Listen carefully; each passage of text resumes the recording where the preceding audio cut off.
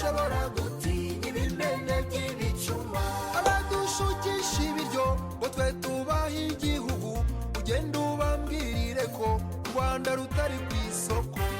Genda ubabwire uti u Rwanda rwanyuze mu bimene by'amacupa, ntidushobora gutinya ibimene by'ibicuma. Uru Rwanda rwanyuze mu bimene by'amacupa, ntidushobora gutinya ibimene by'ibicuma. Amateka y'uru Rwanda yanditse mu maraso, musaza yarabivuze, bavunira ibiti mu matwi.